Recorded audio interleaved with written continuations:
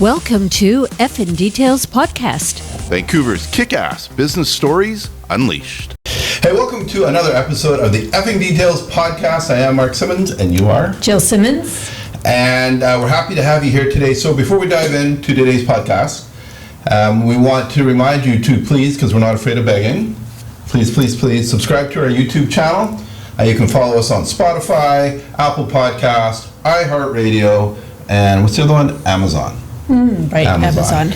All right, so our Effing Details Podcast, we have it, and one of the directions we've gone is because we're interesting, just not, overly interesting, you and I, but other people are interesting, well, we're also interesting. We're interesting. Is Vancouver's Kick-Ass Business Stories Unleashed. Yep.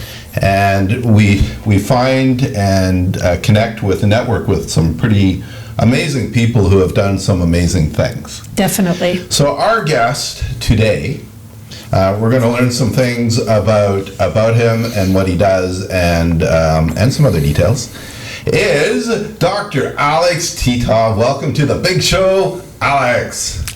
Thank you for having me, guys. Yeah, thank you for taking the time to be with us today. Oh, it's a pleasure and honor. Thank you. So, Alex, your business is AnyVisa. That's correct. That's the name of the business. That's the official name of my primary business. Yes. Yeah, and we'll get to that point at some point. Okay. But you're definitely, for me and for Jill, one of the most interesting people. You are very interesting. You are.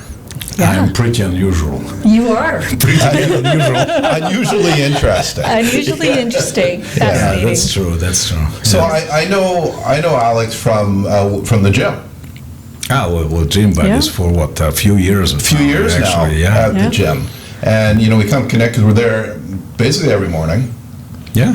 Right. When you there, I'm there every morning. Alex is there 7 days a week. I go 3 to 5 days a week during the week. In the morning, we're there at 5:45 when the gym opens. Yes, correct. Right? And one thing I learned early on about you, Alex, is you're probably the strongest guy I know. And I don't mean I mean core strength person. He used to come home and tell me all the time. Yeah. He's so strong. I've seen you on you pull yourself up, you get in that L position, you're in the sky, and then you fold yourself in half multiple times and doing these. I don't know what that exercise is called, but that takes some core strength. Well, that called windshield.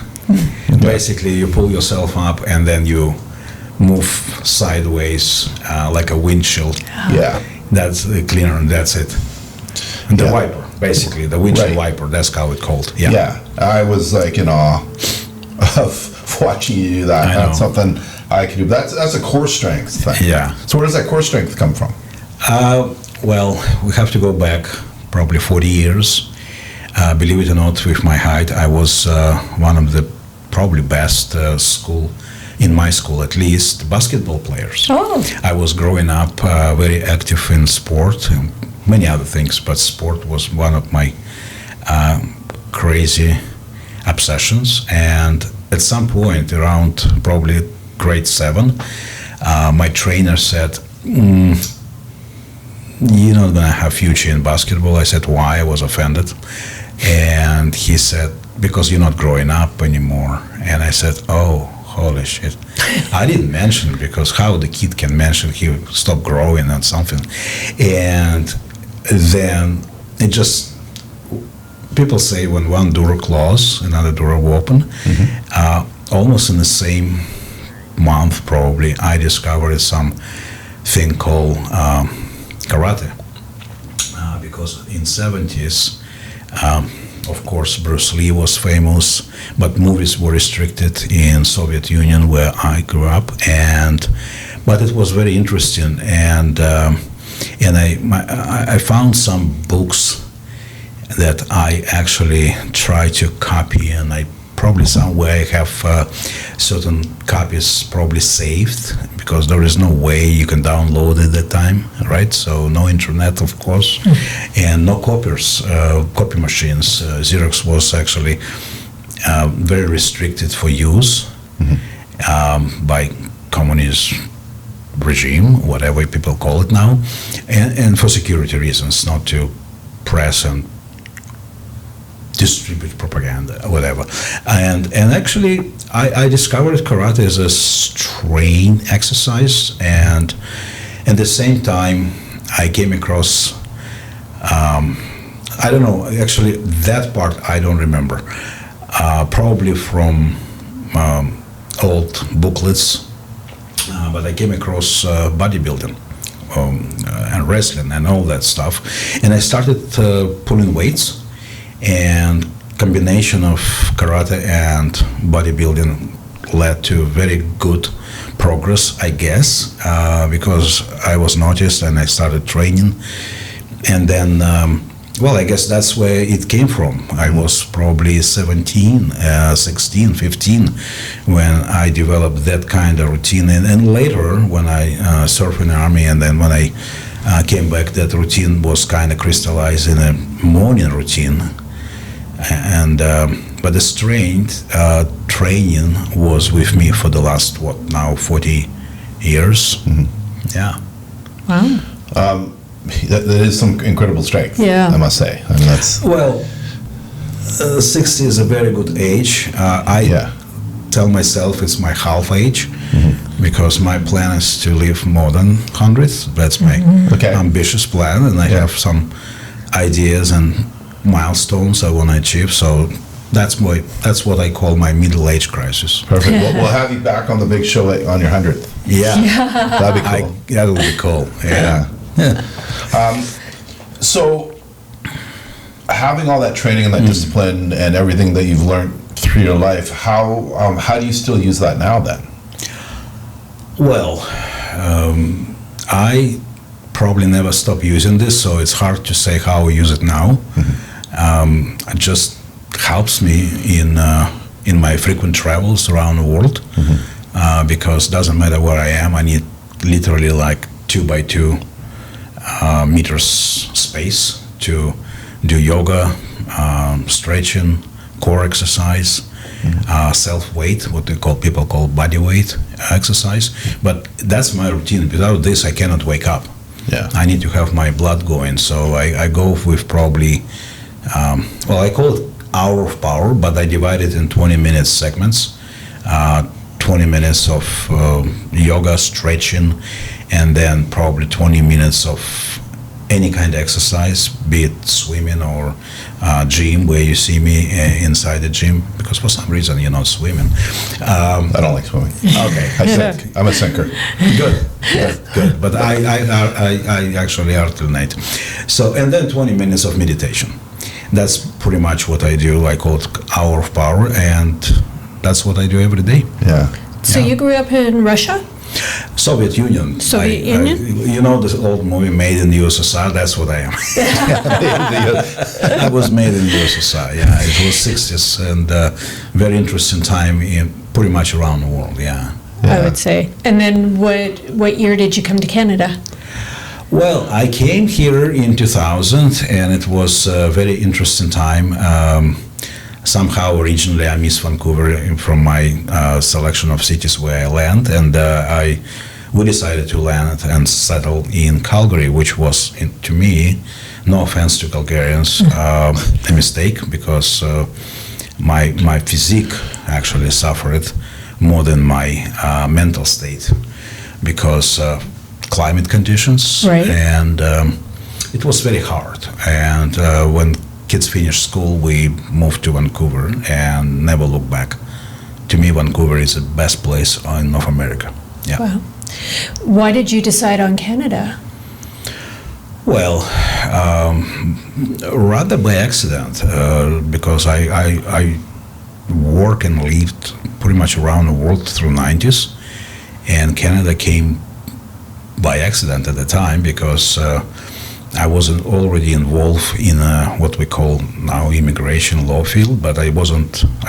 My first degree is nuclear science, right? So, and when I finished that, it was very difficult time in Soviet Union. It was collapse of the Soviet Union, and there was no future in science. Right. No salaries, no jobs. Unfortunately. People I know, I knew at the time, they resorted to survival mode, which I didn't want to. But it wasn't the biggest motivation. I just kind of lost interest to science specifically, like hardcore science. Right. Pretty much towards my practicum when I went to the world, and I realized it's not what I want to do. I want to discover and do something more than that. And I opened world for myself through marketing, understanding economy, which led to my second degree in finance. And that degree led to understanding how business, finance, economics can be interrelated with science and engineering.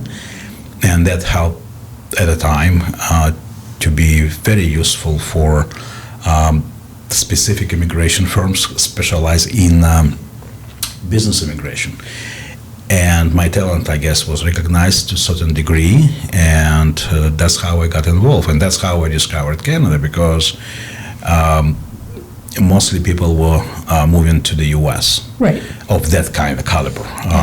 Entrepreneurs, engineers, scientists. Mm-hmm. It was very definite and easily identifiable brain drain to the U.S. And all of a sudden, more and more people were interested in Canada late 90s because of oil and gas industry. And I thought, that's interesting. I never heard about this country. Actually, it's not entirely true, because when the Calgary Olympics happened, when it was just nominated, I remember my aunt, she made a toque for me. Oh, yeah. It says Calgary. Oh. And Olympic rings. And I treasured that toque for years. Nice. Which I was a teenager, but I love her dearly. So it was very good indication that I'm destined for Canada, I guess. Yeah, that's for sure. But that's how it happened. Interestingly enough, when I started looking at Canadian environment and climate is very close to where I grew up. Right. Like in Calgary, or especially Montreal. Toronto, but mostly Montreal. If you ask me what the climate was when I grew up, where I grew up, Montreal. Montreal. Yeah. Pretty much. Yeah. That's how it happened. And then we moved to from Calgary to Vancouver, and never look back, because this is the best environment. You have combination of everything. Probably that's why you live here, but you grew up here. Yeah. Yeah, but if you explore anywhere, like all the other places in North America, you probably will come back here happily. Right, that's over Yeah. here. Yeah. Yeah. Then you always look for, like, grass is greener, but no. No. Not all the time. Not all the time. Yeah. So, I want to quickly go back to the nuclear thing, the Ph.D. Is that what your Ph.D. is in? No. My Ph.D. is in business. Okay. And it's pretty much, after that, I got another certification in Canada to practice immigration law. And that's kind of logical pinnacle of what I wanted to do in my life with everything I had. Degree was in nuclear science, and it was very interesting, because actually the people who taught me, my teachers and professors in university, it was the second actually, oldest university in the whole Soviet Union, which is very famous and very traditional, and it's, let's put it this way, it's older than Harvard. Yeah. So what age did you transition from nuclear scientist to Very immigration? early, around 24, 23. Right after graduation, pretty much. Oh, okay. Yeah, I work a little, and then I realized it's hard, and I had a young family then. Right. So that probably wasn't in very good point of making decisions right away, not Right. procrastinate on them. Yeah. That's what probably young generation now missing. There is no responsibility for someone. Right. And that's bad. In our age, it was different. We had to make decisions, and decisions were based on our own ability and potential that you self-assess and move forward, sometimes making steps and first and then making them right. So yeah. So with your path through nuclear science and all those things, that's some high-level stuff, right? Yeah, it's something people sometimes who are not familiar with the science consider, but if you think about it, science is a part of pretty much everyday environment. Like, start with gravity. Right. You're not flying to a ceiling when you wake up, right? So you put your feet on the ground. And that's obvious, but people sometimes overestimate the science, but science helps. Yeah.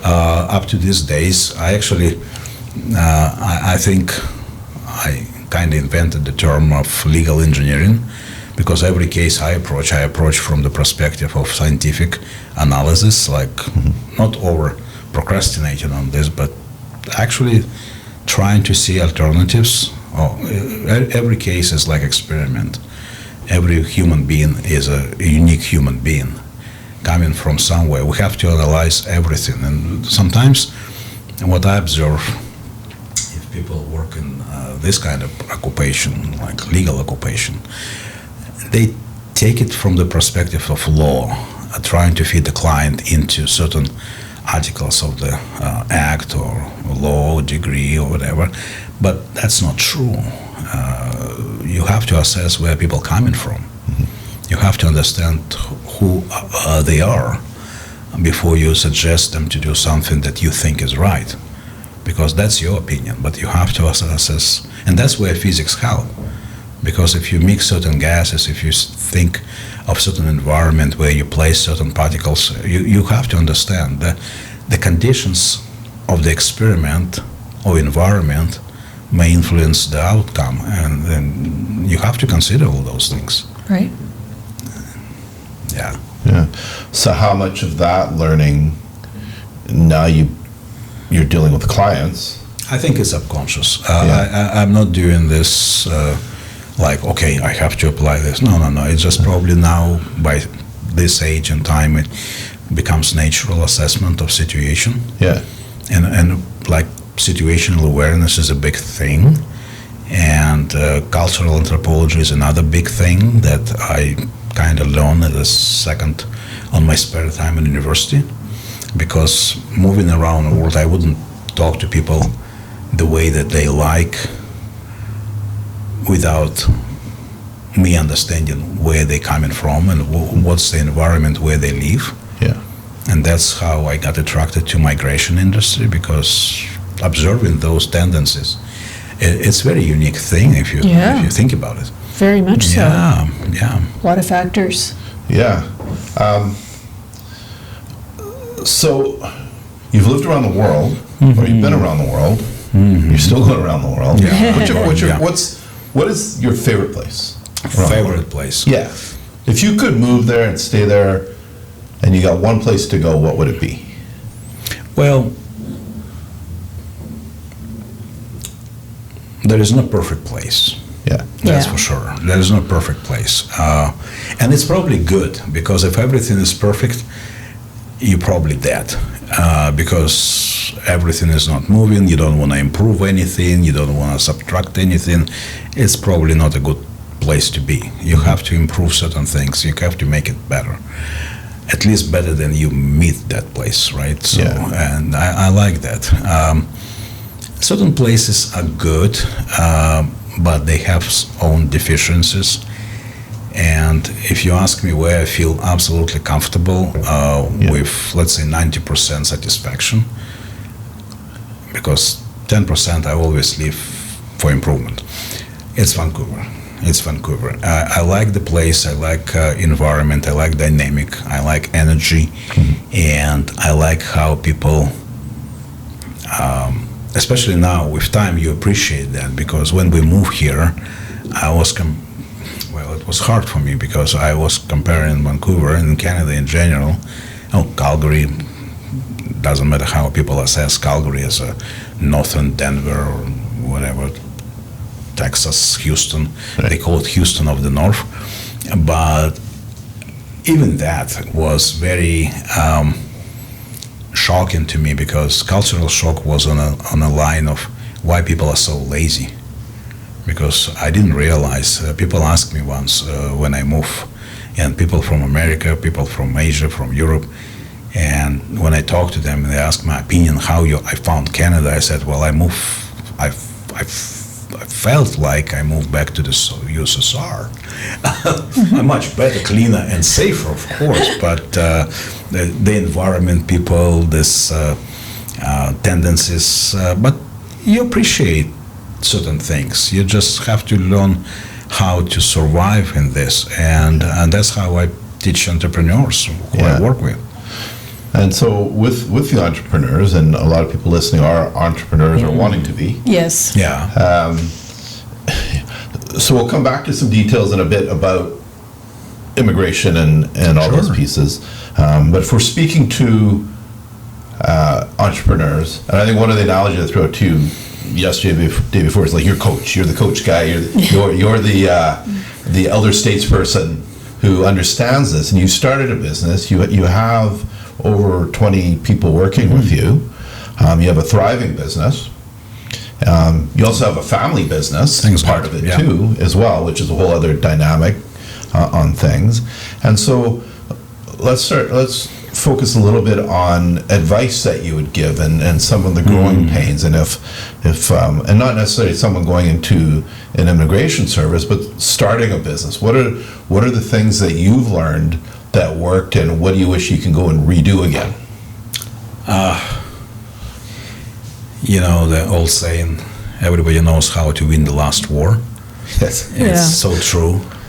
Looking back, I can probably mention 3 major points when my business kind of jumped through that very difficult point of contention or stagnation into the next level. And then another one, the first one, when I realized I cannot do it alone. Because when I started, how we started, it was very small, and the tendency of entrepreneurs to keep everything under control is almost suffocating. It's like suffocating love. You're not letting anything to grow without you, to go around without you. You have to control you. But once I learned that you can share certain things, you can delegate certain things, everything changed. And I started slow. But it's probably good, because if I jump right away and start hiring, well, first of all, financial resources would disappear. But at the same time, the learning curve would be faster, not necessarily better. So I wouldn't change that specifically. The second moment of growth, as far as I remember, was understanding that you cannot do multiple things, you have to focus. I hear once and again different business gurus saying, well, you have to never put eggs in one basket, start multiple things, start, if you work somewhere, multiple side hustles. I don't think it will work. Right. I never saw people who started multiple side hustles and then succeeded in any of them unless they focus on that one. Right. And I think that focus, and it's very tempting. It's very tempting to have to be involved in something interesting, but if it's something interesting, identify it as a hobby and do it as a hobby.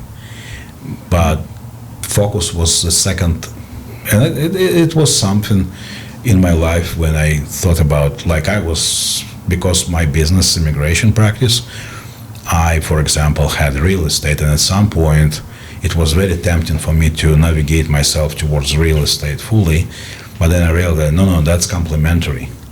And I have it, don't forget, I told myself, don't forget why you have that license, because you want to help people to understand the full scope of transition. But with time, I found so many friends in real estate, brokerages and real estate agents, commercial, residential, and going back to the first point, I trusted them enough to delegate certain things, and that was another growth point. And the last actually came during COVID, because during COVID, we entered COVID with 7 people. We left COVID with 25. Wow. It was so exponential, so fast, so brutal, I guess, but it was fantastic. Why it was great? Because I found extraordinary people who committed to the business more than they committed to themselves. And they decided to be with me around. We went home for like 2 weeks. We all realized all this distant work and work from home is not work, it's something hybrid, but not work. Don't call it work. That's my position. Some people probably be angry, but I don't care. So what I say is, I realize at the time that people are assets, not liability. And it sounds simple, but if you think about it, people told me, you're crazy. You're taking liability on salaries and all these deductions. Salary is not pleasant oversight, right? So you have to pay salary and you have to pay all the taxes related to that. It's a big commitment. Mm-hmm. But my revelation came when I realized, no, they're not my liabilities. I moved them to another part of the ledger, mm-hmm. into balance of assets. And that everything changed because my attitude changed. And I started treating them differently, and I treat myself differently. And we went through this exponential growth together. And I appreciate that many people actually stuck with us up to this date. And they grow. That's another thing. Yeah. Before you hire someone, I always look at my own talents. Like, who are those people that can take more responsibility? And I like the word because it's responsibility. Yeah. It's an interesting combination. But yeah, that's the third one, probably those 3 points. Mm-hmm. If entrepreneurs who start from solopreneur to business owner, if they can understand those things faster, don't try to push them, but when the moment comes, don't hesitate. Right. Just take that leap of faith. Yeah. That's it. Yeah. That's how I see it. Right. Building any business is tough. Lots of great learning, and it all the hindsight, like you said, being 2020 is pretty tough. And I also know that sometimes a lot of entrepreneurs, they hear things and they don't believe it, so they got to try it for themselves too. Like, oh, that can't be true, and then they're like, oh, I should have listened years ago to those so people. True. And so there's the learning the hard way as you've done and gone through it. But you've built, from what I see, a pretty amazing business, and I see how hard you work. And an interesting business. Yeah. And that's another probably last but not least comment on how people need to treat it.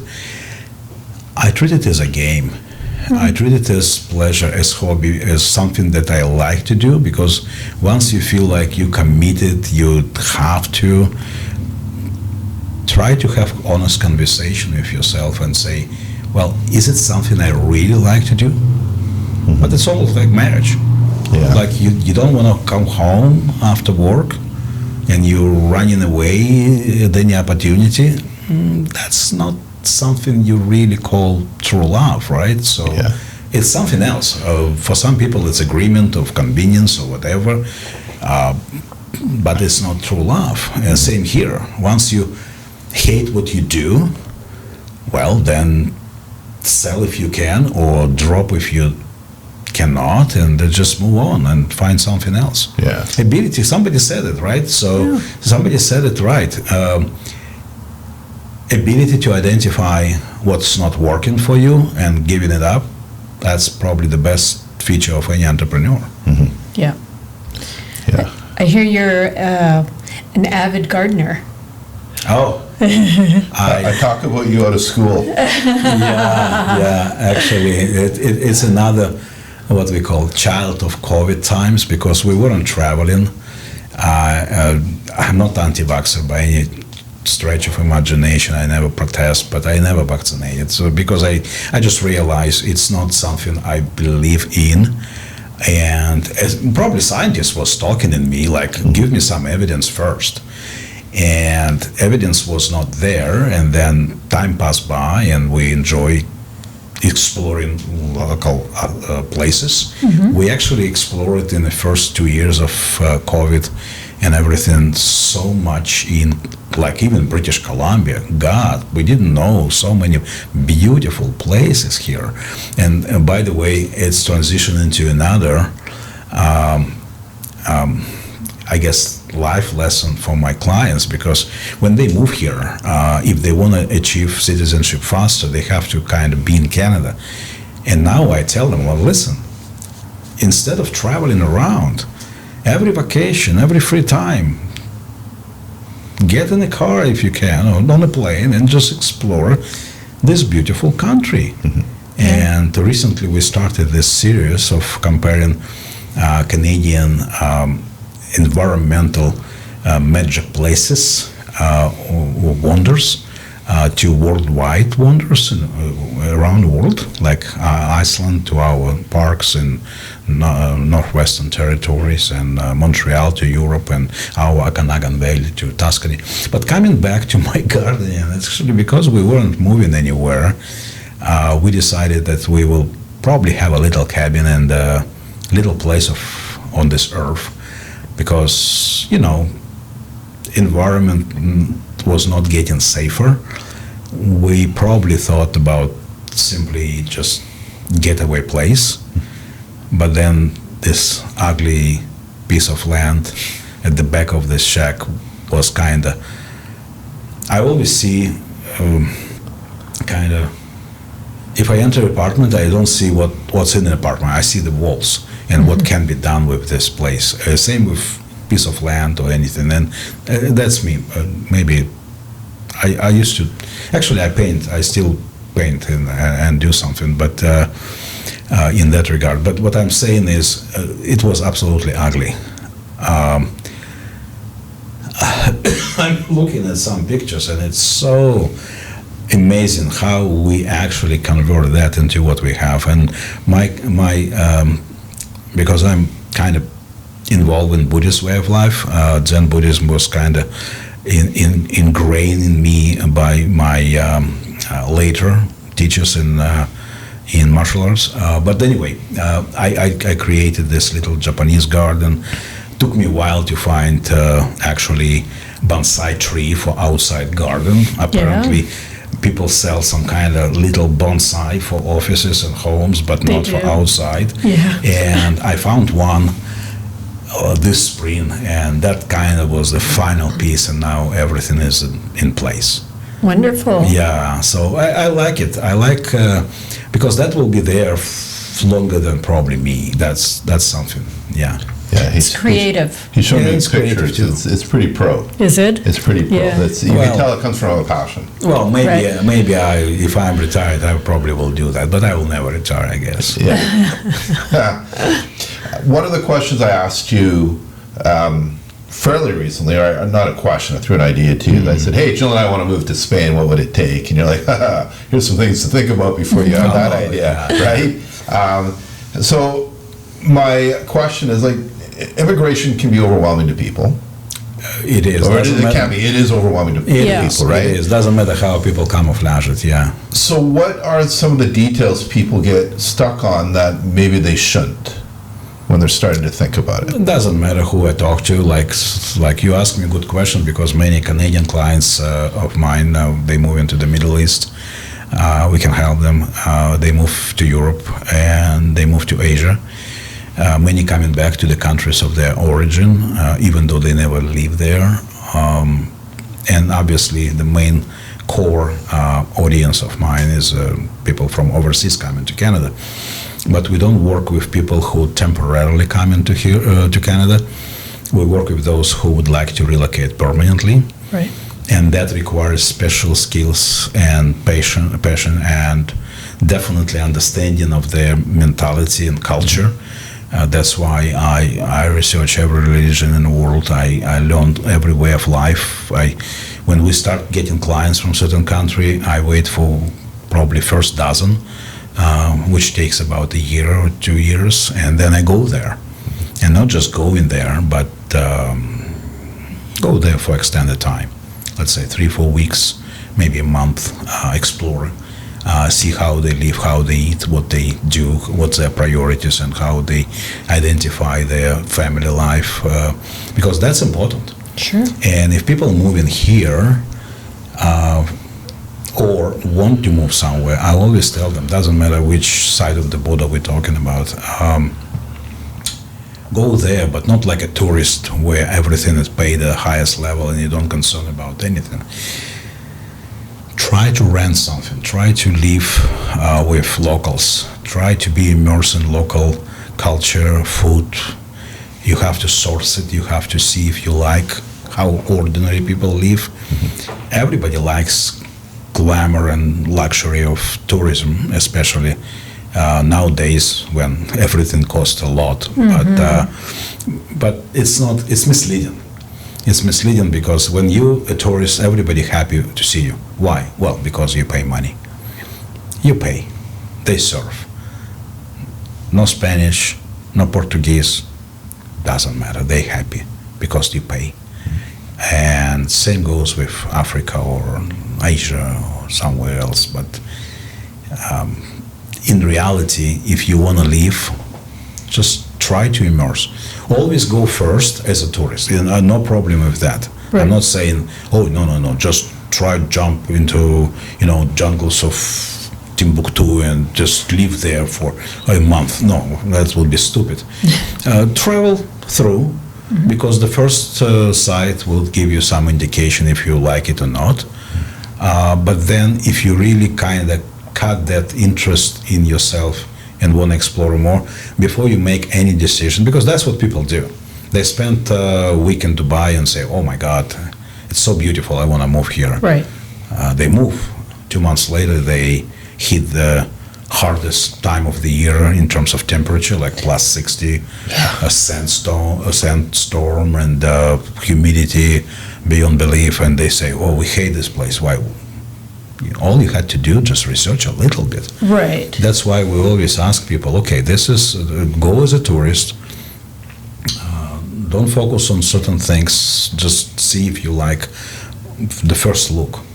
It's like dating almost. And then you go there in a good time. We advise people when it's a good time to go, let's say spend a month, rent something where not tourists only rent, but locals also rent, and then see how you can source your food, because as tourists, you just go fanciest restaurants and Sure. take the best of the best places you select.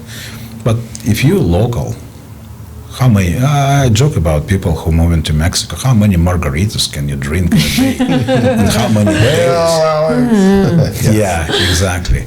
But no, reality is reality. And even in Mexico, I have a lot of friends who actually started business and moved to Mexico just to find out that they cannot tolerate locals. Right. To the point of living with them, because they never step out of the gate of their hotel. Yeah. Well, we kind of give up on Mexico because we chose the worst place where we experimented. It was Mazatlan. It was the first night we step out for the dinner, like locals, and we got shooting right outside of the hotel. Oh, wow. And bullets were flying. We hid in a restaurant and we stay until police arrive and everything was clear.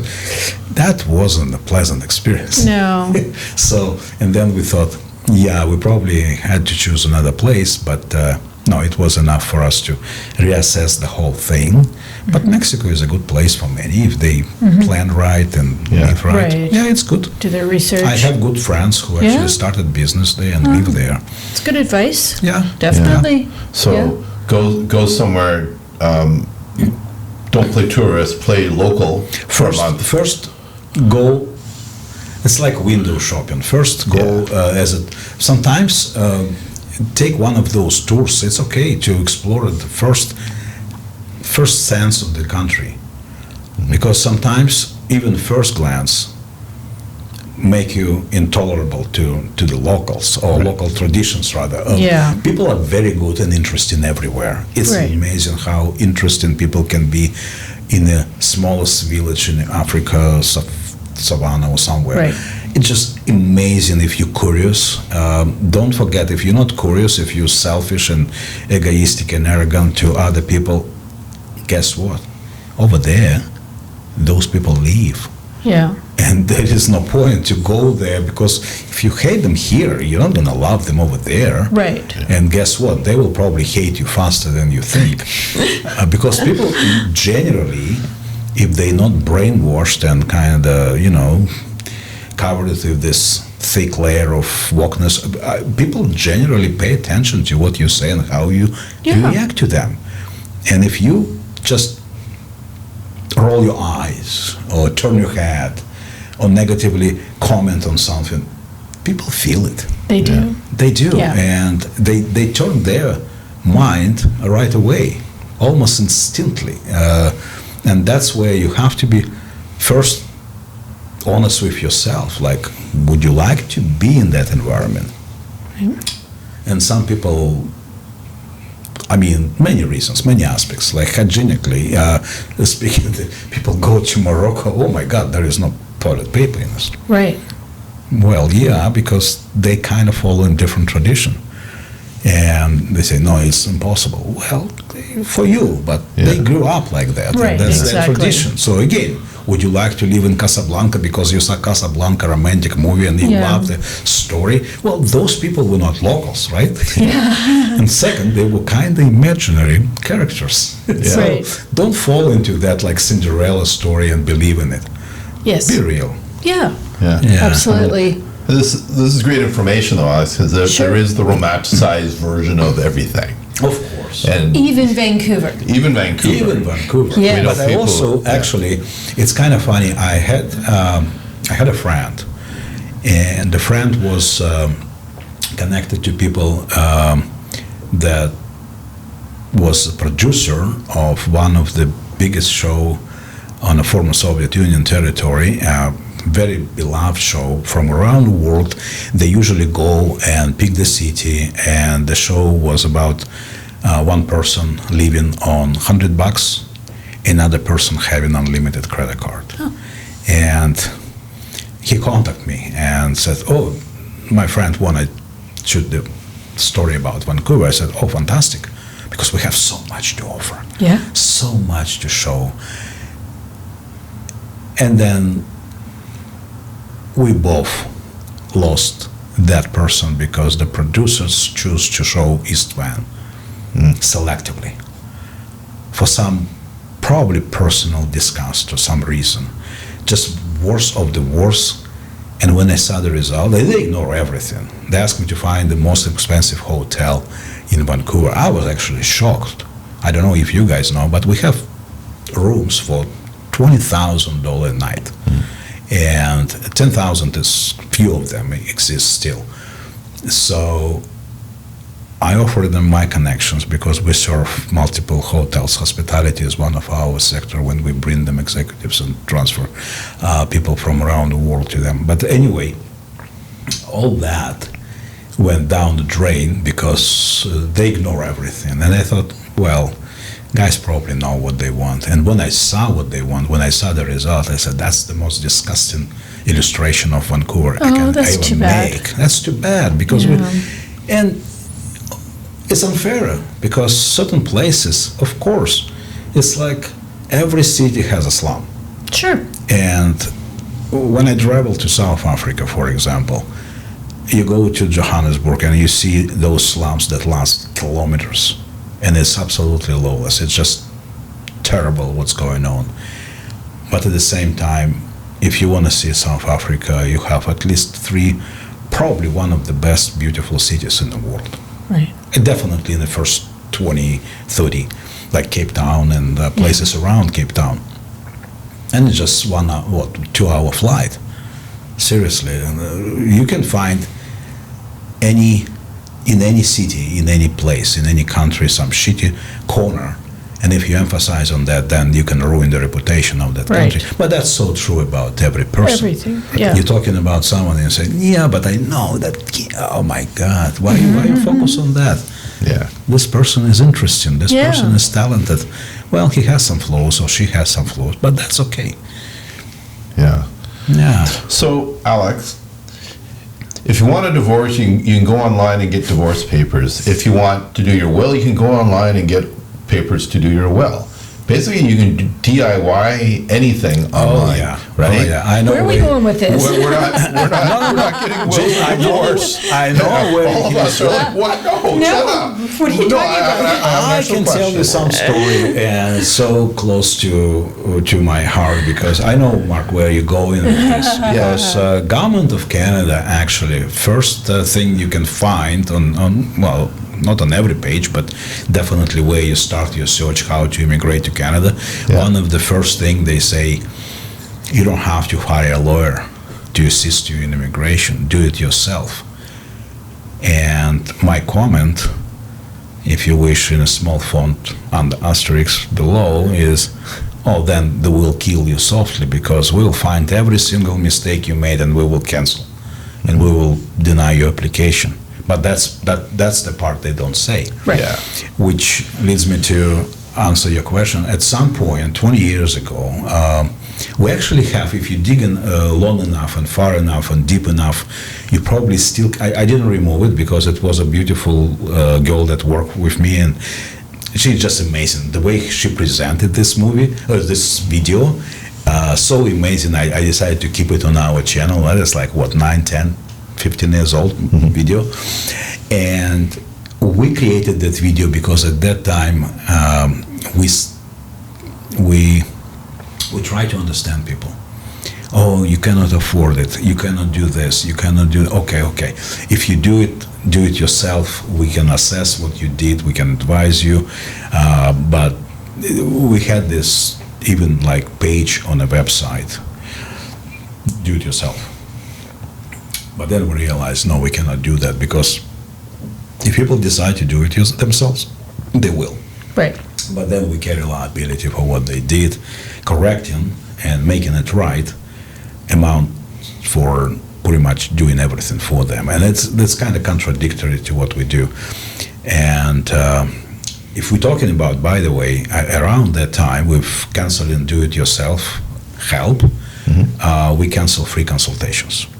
And for people, I don't know the audience that much, but if somebody want to open business like practice, be it a lawyer or doctor or anything that require consultation, except like kitchen cabinet makers or mechanics, those people usually require to see certain things before they give estimate, and they don't have to have much background, even though they ask for a lot, but estimate usually granted for free. But if you practicing and this is your core business and your brain is a product, your knowledge is a product, then don't sell it for free. Because many people looking and a lot of consultants or lawyers who start, and the reason I'm saying this because I teach lawyers and consultants around Canada on CPD, qualification hours, people in the industry, you in real estate, Mark, you know, so it's continuous professional education. Yeah. Exactly. So basically, you have to pass certain amount of hours to stay qualified and licensed. And my segment is all on my core business, immigration and startup and all other things. And it's also reflective of my interest in helping entrepreneurs. Because we have an investment firm, we helping people with, it's almost like venture capital, but we have an angle of angel investment, and that's what we do for years now. Yeah, so. Well, high net worth individuals, right? Yeah. First of all, I know immigration just regularly isn't a cheap and easy thing for anyone, anywhere, going anywhere in the world. There's always a value attached to it for something, and there's different ways to do different visas and age-related or business or whatever. So specifically with high net worth individuals or entrepreneurs, how do you help them see immigration as more than, say, just paperwork, but really strategy or opportunity? Well, unless we're talking about someone who stole $1 million, we're talking about people who normally work very hard to get where they are. Yeah. And first thing first, you have to show them that you care. And not just show, but you actually sincerely have to care, because if you don't, they will recognize it very fast. Yeah. That's almost axiomatic. It's just because that's how work works.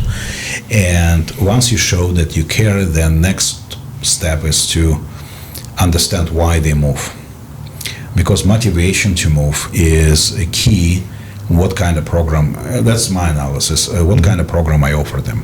Right. Because for many, I actually talk them out of immigration. I say, well, in your case, probably moving would be too much obligation. If you want to do this, then do that, and we will help. But majority of clients, when they set their sight on Canada, they pretty much, if not know everything, but they know what they want, and that part they can articulate. So your job is to hear, because many people, and that's what and probably identify us as a very unique and different company in immigration field, because we listen without interruption. We ask questions and we listen, because many lawyers and consultants, what I observe, they pretty much present their own vision. The old saying, the joke goes like this: if you have a hammer as a tool, every problem looks like a nail. But people feel it. Right. Like, people don't want to be a nail if you only have a hammer as a tool. And many times people came to me, and we successfully brought them here, but they came hopeless because they said, oh, I talked to this lawyer and this consultant and this, probably mostly from ethnic markets. And that's why they don't like own ethnic professionals, I guess. But they come and say, no, that lawyer never told me about what you're talking about. But they told me about that program. I said, well, how you feel about that program? Something's wrong. Of course, let me help you to walk you through what's wrong. Yeah. And then we return to that question.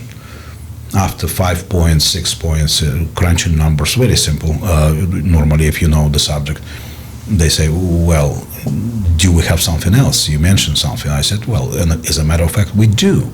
And we compare first, if they're not convinced. Usually that consultation goes very deep into what they want and how we can provide what they want. Yeah.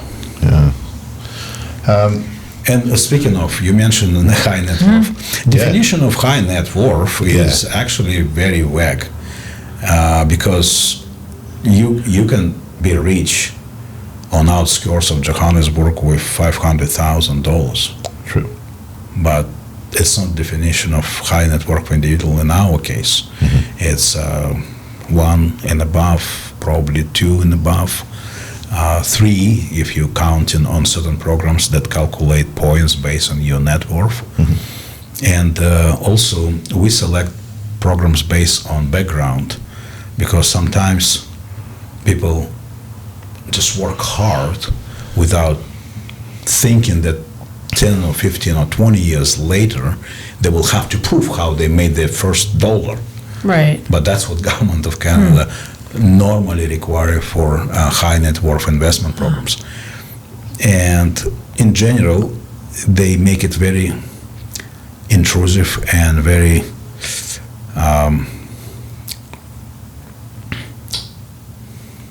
it's almost like proctologists. They don't care about what you feel, right? Yes. So, and that's what it is. Basically, that's what government does. And our job, how we see this, is to prepare people for that intrusive, investigative, arrogant, and absolutely disrespectful, let's put it this way, process. Yeah.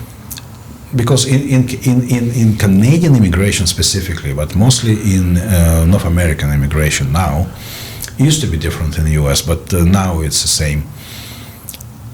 The normal legal identification of presumption of innocence that people used to hear, especially Canadians guilty of that. They think, oh, my government will never let me down. I want to be honest. And they have to do that. And my response to them, no. In immigration law specifically, it's all reversed. It's presumption of guilt. You're guilty, and now you have to prove that you're not. And people actually quite shocked by that, especially hardcore Canadians. And born and raised, not naturalized. Naturalized, they at least have understanding that some world outside can exist. And that's why many Canadians, when they, let's say, open themselves to sponsoring a spouse or adopting a child from overseas or open business with foreign partners, they usually have zero immunity to what can happen to them. And our job, I always tell people, we're not brain surgeons, okay? We cannot correct your brain. We just can show you options. Yeah. And that's what occupation is calling for, right? Like, this is your option. This is what you can do.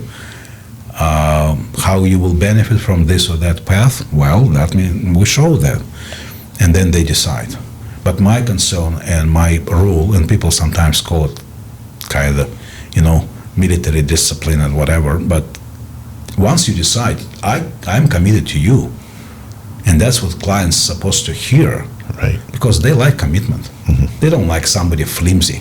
Right. I always tell them, you want to have a bulldog on your side or the puppy? Right, exactly. Well, puppy is very cozy and safe. Yeah. And very nice to you all the time. But when actually rubber hits the road, you need a bulldog to fight for you. You do, yeah. And sometimes it's same with personal coaches or trainers. If you see someone staying by your side in a gym, and Mark and I, we observe some trainers, but they don't last that much. They just stay around, probably talking about weather, some of your last vacation, making your life and your vision of the world rosy and nice. Yeah. And they're not very successful if they want to be a real coach. Right. But we see someone who is training hard and pushing you beyond your limit. That's the one. Yeah. You want to hire and pay money to. Yeah. Same with us. We tell people right away, we committed to you 100%. Are you committed to yourself? Well, then we can go. Yeah. And if they deviate, I always remind, we have recording of the first meeting or something like that, and I always remind them, like, listen, we act on agreement that you committed as well as I am. And in many businesses, it's actually very true and very, very helpful for people to adopt that mentality, that people want commitment. But you cannot be committed to the point of running somewhere in the middle of the night just because they bored to death. Right. And want to talk to you. Yeah. Well, no, it has to be very respectful, mutual commitment. Absolutely. And that's exactly where success in business probably lies for many. Yeah. Have you seen an uptick in any particular country of wanting to immigrate to Canada? Well, it fluctuates based on mostly personal, genetic situations, economic, political. The time of religious persecution probably ended with last wave in 80s of after Iranian Revolution. After that, certain groups were persecuted and moved here. We're talking about Africa, Asia, South Asia, but we don't have that much anymore. And usually those who persecuted for religious reasons, they cover it not by us, by legal aid, by refugee boards, conventional refugees. So once United Nations Commission of Refugees, they recognize you as a conventional refugee, it's just selection of country where you're moving. A spike in certain countries exists when we have what we call shifts of high magnitude, like economic situation in Europe, for example. But the economic situation in Europe in general, especially in major powers, it's such a devastating one. People got poor before they even realized that. It's almost effect of that frog that was dropped in a bucket with cold water, and the fire under her started heating that water. And by the time she realized that, it's too hot, I have to get out, she can't. She got cooked already. And that's what happened in Europe right now. Many people hate what's going on, but they cannot move because they're poor. They deprive their income, jobs, pretty much everything, rights. And that's why we see these movements like today and last week and for the last few months. This is unbelievable. But certain countries, like for example, of course, if we take Asian continent, Hong Kong in 90s represented big move because of upcoming transfer from Britain to China of that territory. Similar thing happened with, for example, fallout of Soviet Union. Collapse of Soviet Union led to many countries to fall apart, and the poverty was such a big thing that many people just move outside because what choice do they have? Currently, we, for example, work with business people and entrepreneurs and high net worth individuals. And for that matter, we definitely see certain countries as source countries. But we identify them as regions. Because if you take United Arab Emirates, for example, well, this is a big railway station because everybody moving there to work, but they cannot become permanent residents. Right. Which means once they stop working, they have to leave, which makes their life very dependable on current situation. But for their kids, for example, they know they have to move somewhere because moving back for many is not an option. And sometimes literally, because sometimes countries not exist anymore. And this is something that people don't understand from stable, cozy environment of the West. So Middle East kind of concentrated in United Arab Emirates. It's more convenient for us to be in one place and serve people from the region. Same goes with Africa. And some countries so big that, like India or China, we don't have to talk regionally, we're talking countrywide. And certain waves exist. And like I said, it's people, my question, by the way, always for clients, one of the questions is not why you moving to Canada, why you choose Canada, why you moving from where you are. Right. Like what moves you, what you don't like, because sometimes people say things that I actually openly tell them, like, are you sure you're moving to the right place? Because that's as much as here. And people say, well, that's interesting. I thought otherwise. Well, because you're a tourist, or maybe you just read some books, maybe you saw some movie. Yeah, for sure. Again, coming back to Casablanca. Right. Go there, see how people eat and shit and whatever they do. Like, really, like, go and see. Great advice. And all this, by the way, I saw the hotel and that bar where the movie was shot. Is one lady from, I think she was American. She, a few years ago, like 15 years, it was fictitious, right? So there was no place like that, but they created one. It's very nice, actually. But you almost feel like you're on a movie set. The piano, everything. They just found a place which would be very perfectly suitable for that. Right. But again, it's a theater. Life is a theater. People are actors, right? Definitely is. So last question I have for you, Alex. What is Alex's key to success? Key. Yeah. What's your key? Don't give a shit. That's an awesome key to success. No, seriously, like people sometimes invest themselves in things they cannot control. I'm talking to some people and I'm just puzzled. Why are you so invested in something that is definitely beyond your control, like literally? And it's not influencing your daily life, it's not influencing your business decision to the lightest extent. Like, why are you so invested in this thing? Like, oh, that conflict on the other side of the world doesn't help me to create my own business. How? Are you working in that country or environment or with people from that country? No.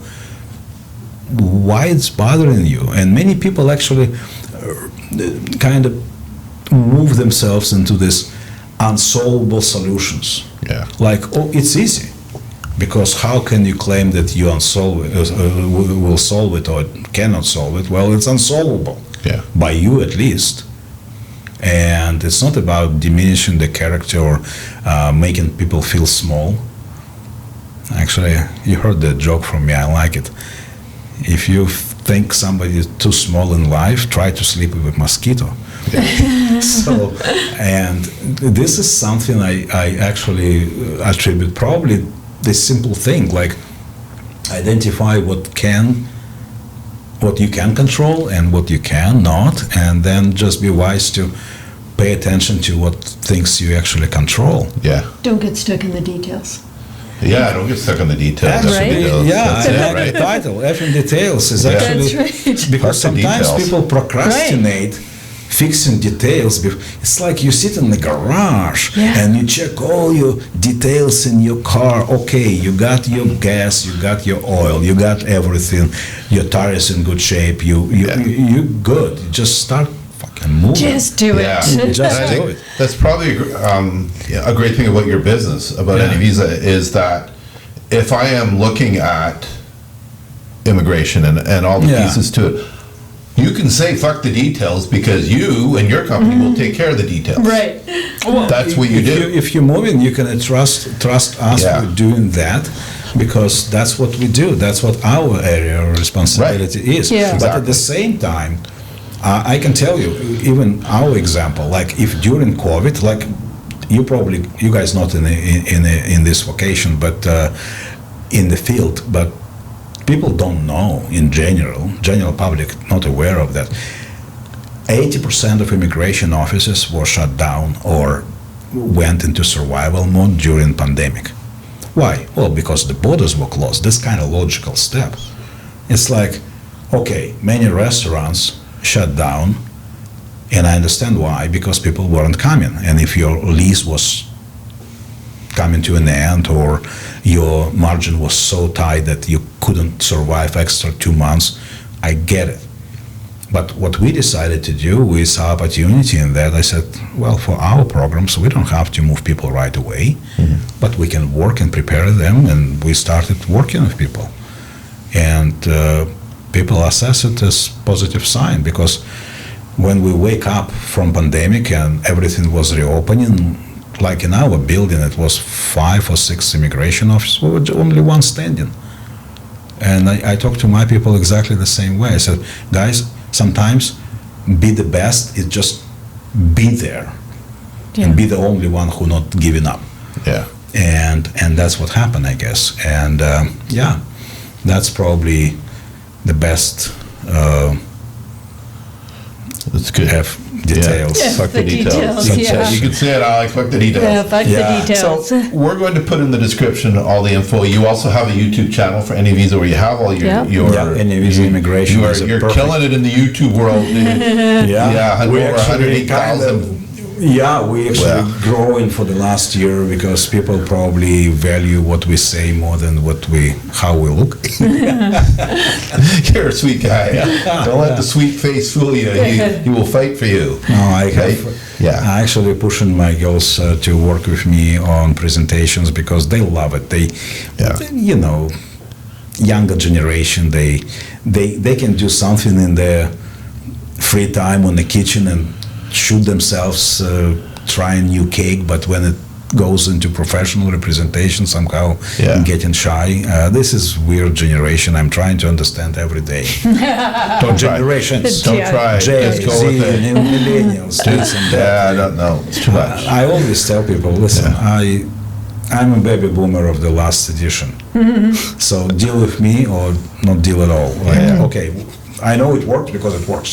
Yeah. Right. And let's do it together. Yeah. And usually people coming back to basics, and that's what we do. Yeah. So how do people get a hold of you? What is your email address? The best way is very simple, actually. My direct address, everything goes through my assistants anyway, but office@anyvisa.ca. Okay. It's very simple. And Awesome. The ladies very respectfully will take care of any inquiry. Awesome. YouTube, Instagram, Twitter, I guess, too. But YouTube is the best way for us to provide information to people. Okay, so we'll put that in the description. Yeah, The link to YouTube. And that's very easy. subscribe. All right. Yeah. So, Alex, we really enjoyed having you on the big show. Thank you so Oh, much. really? Did. Thank you Yeah. for being Thank here. you. There's a lot of great information. We had a lot of great learning. Yep. We're going to have to think more if we really want to go somewhere. But as you say, Thank you. Vancouver is pretty Yep. great place. Thank Yeah, you. well, Yeah. I always tell people, listen, don't procrastinate too much, but before you make some dramatic, it's like cutting something, right? Yeah.